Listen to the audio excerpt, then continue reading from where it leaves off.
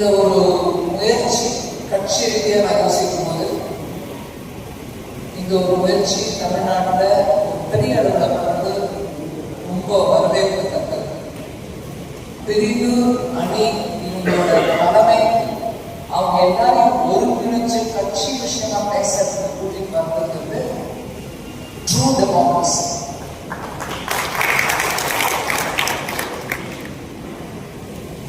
நாடு முழுவதும் பிளஸ் தேசிய பார்ட்டியில மோர்ச்சாஸ், அதாவது நீங்க அணி, minority Morcha, Kisan Morcha, OBC Morcha, women's Morcha, Mahila Morcha, Yuva Morcha, இன்னும் 2 மொத்தம் சேர்த்த 7.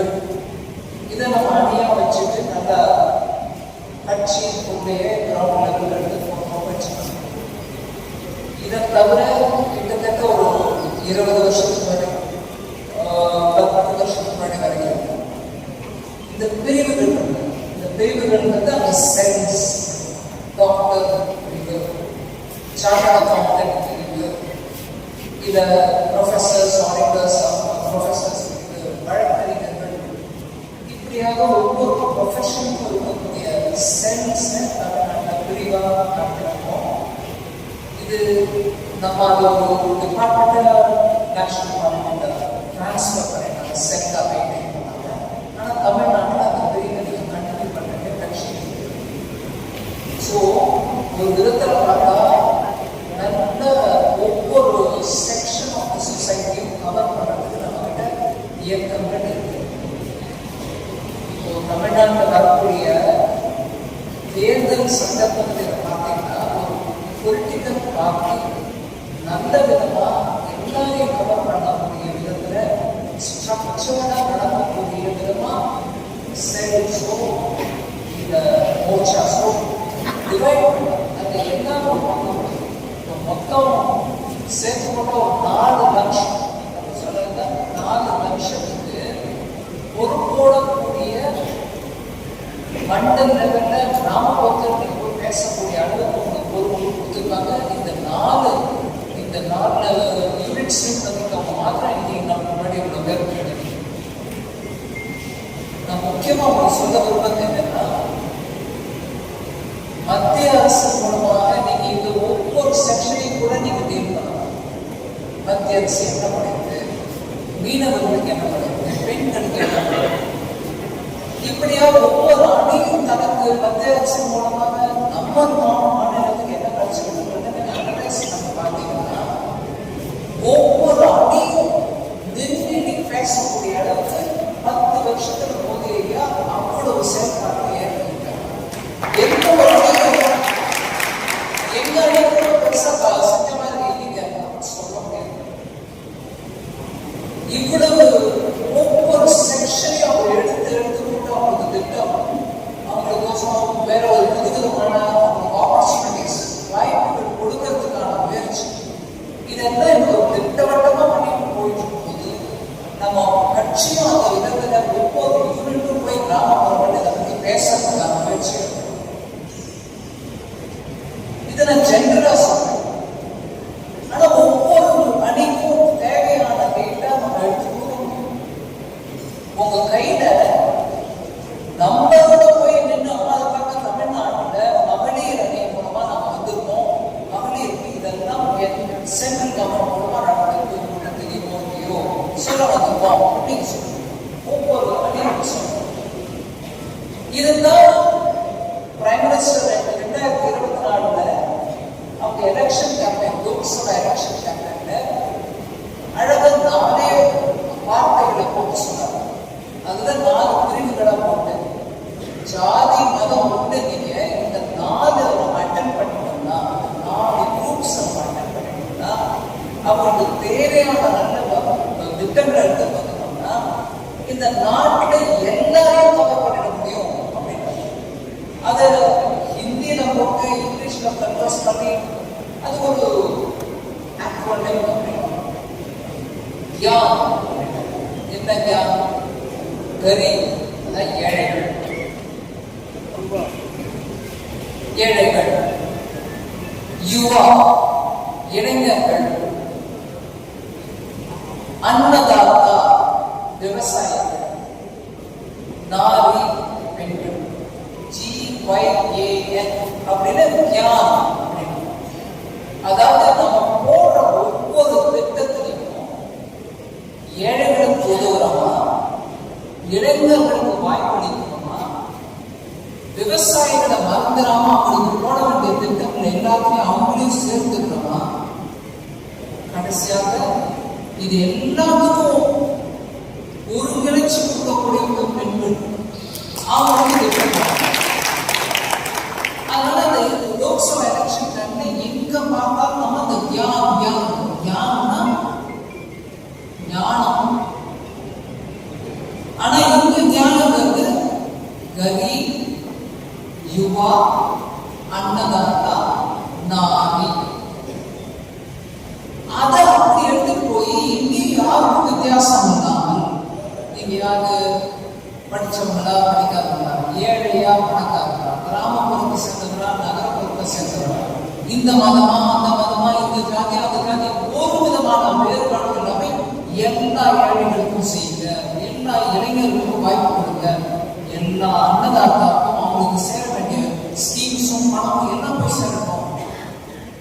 அண்ட் பெண்களை பார்க்கக்கூடாது. நம்ம ஆட்சி பெண்களும் மத்தியில், அதாவது சென்டரை வச்சுட்டு பாலிசி போடுற ஆட்சியில பெண்களை முன்னிறுத்தி செய்யக்கூடிய ஆட்சி அப்படின்னா.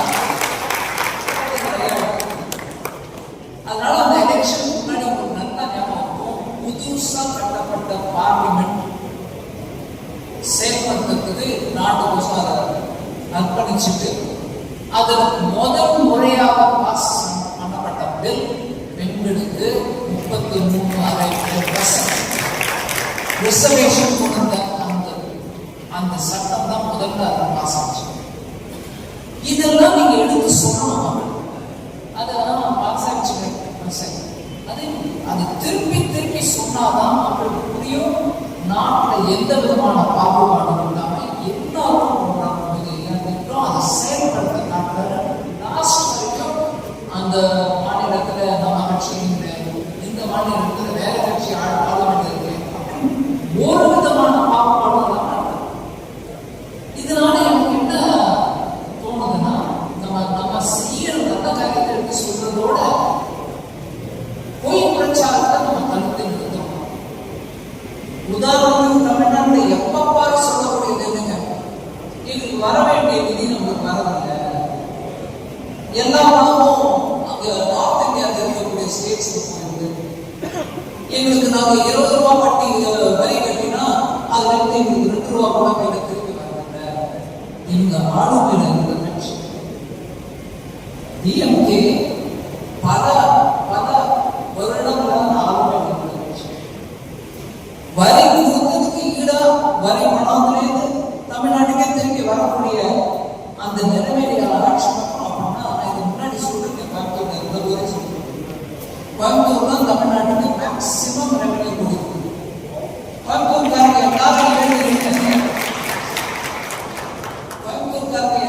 எழுந்து நாம தான் மேக்சிமம் கொடுக்குறோம். எங்களுக்கே எல்லா பணம் வருதா இல்லையா, நான் கட்டின வரையும் எவ்வளவு பணம் எங்களுக்கு திருப்பி கொடுக்குறீங்கன்னு கேட்டா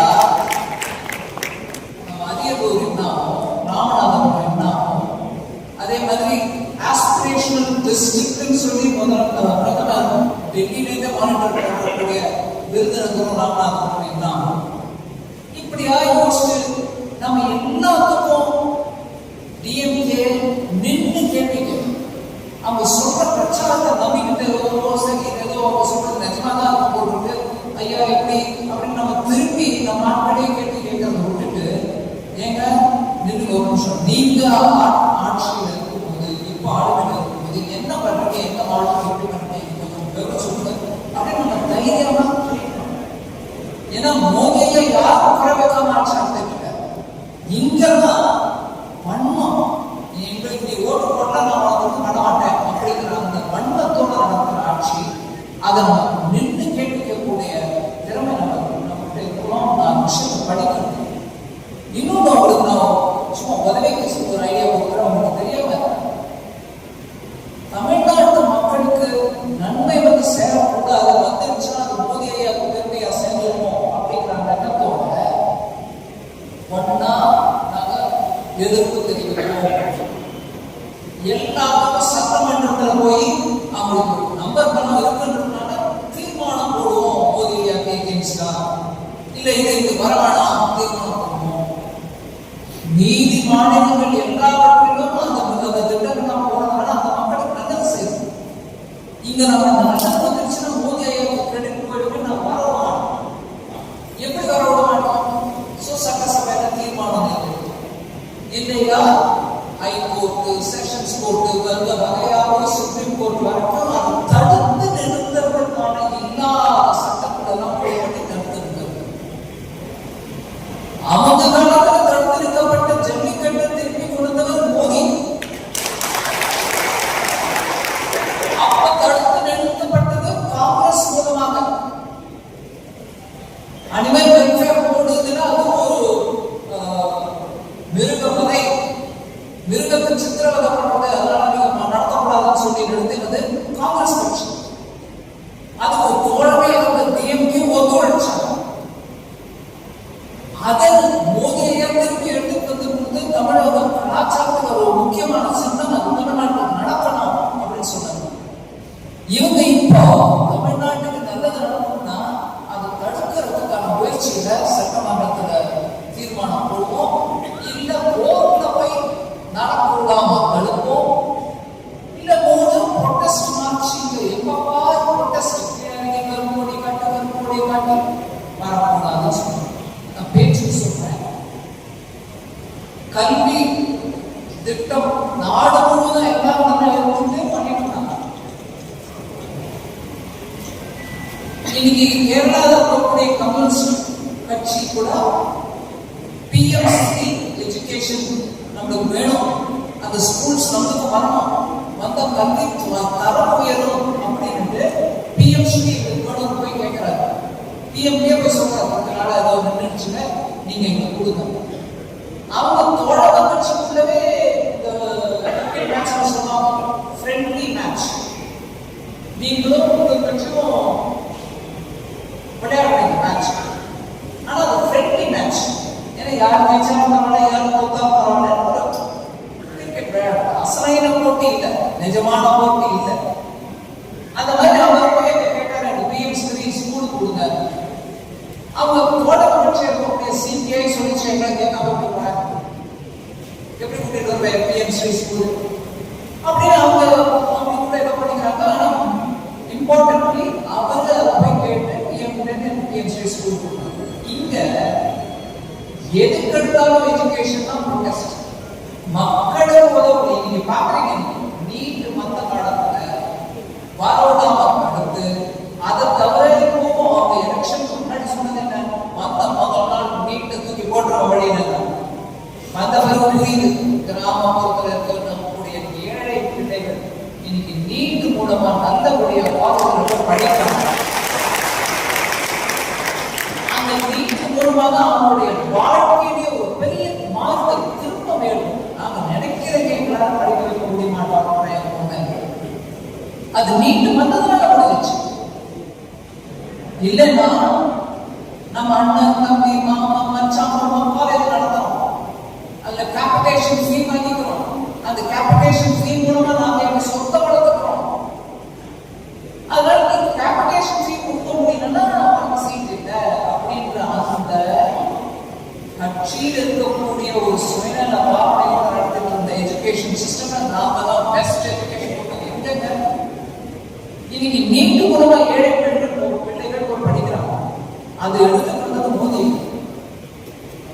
இப்படியாக ஒவ்வொரு விஷயத்தையும் ப்ரொடெஸ்ட் பண்றது, இல்ல கோர்ட்டுக்கு போறது, இல்ல சட்டமன்றத்துக்கு தீர்மானம் போடுறது, தமிழக மக்களுக்கு மத்திய அரசு மூலமா வரக்கூடிய நல்ல திட்டங்களை வரலாம் அடுக்கிறவங்க தான் இந்த திராவிட அரசியல் பண்ணக்கூடிய திராவிட முன்னேற்ற கழகம்.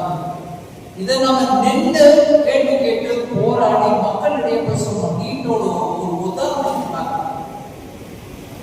எந்த விதத்தில் மத்திய அரசு குறை செய்யணும் பிரச்சாரம் பண்றவங்களுக்கு எதிராக நின்று நம்ம கேட்கலன்னா அதோடு இல்லாம ஒன்று யோசிக்கணும். தேசிய அளவிலான கட்சி காங்கிரஸ் கட்சி, தமிழ்நாட்டில் 60-65 வரைக்கும் ஆட்சியில் இருந்த கட்சி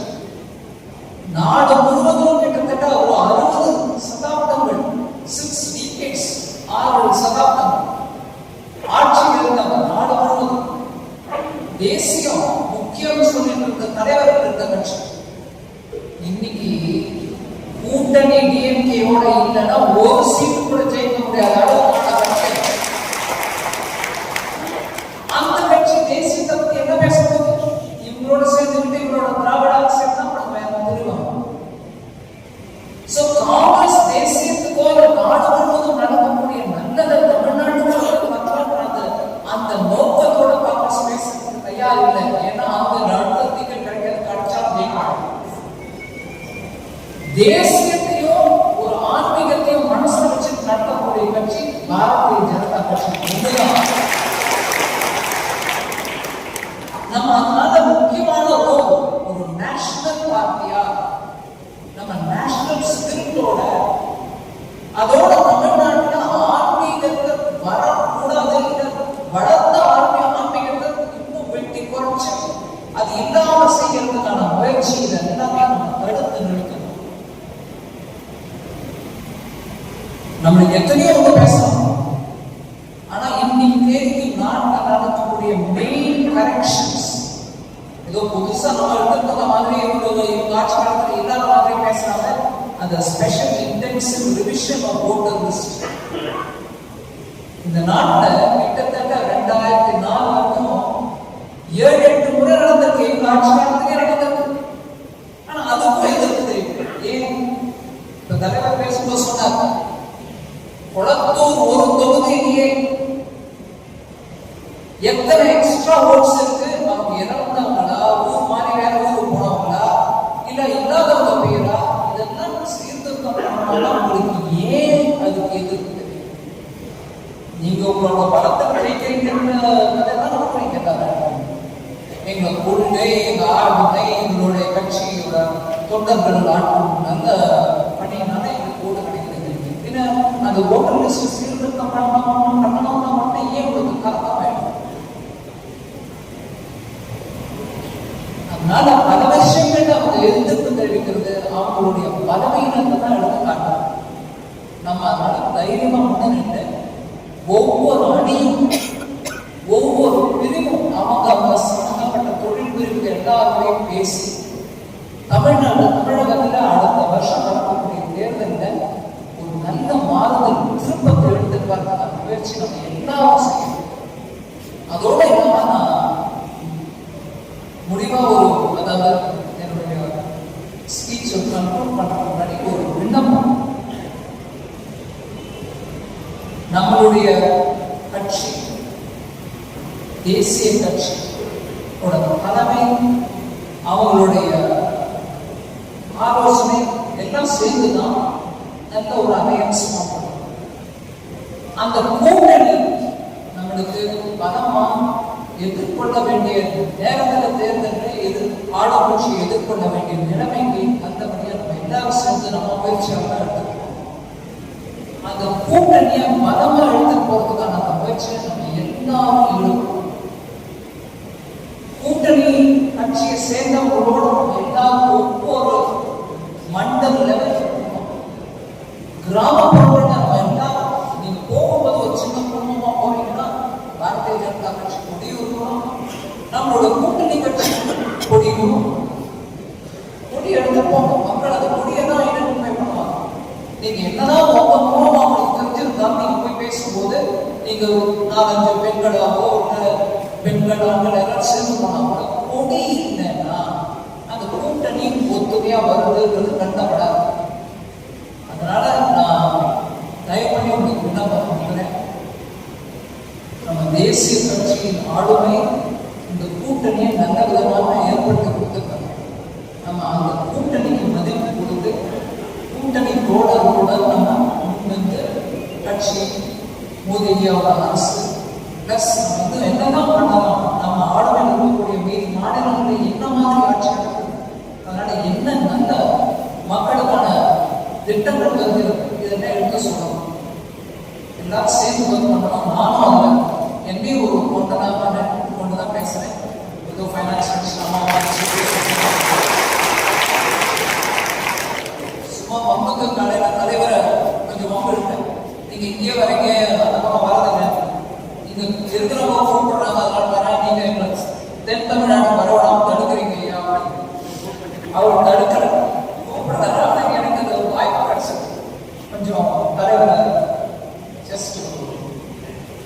விநியோகம் பண்றது, கூப்பிடுற இடத்துக்கு வரவும் தயாரா இருக்கேன். கிராம லெவல்ல கூட போய் நம்ம எல்லாரும் சேர்ந்து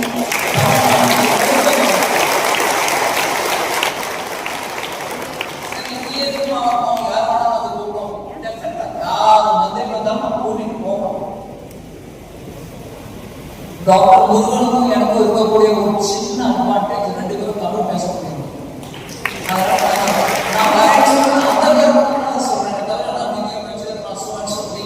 நான் பிஜேபி வர்க்கர்.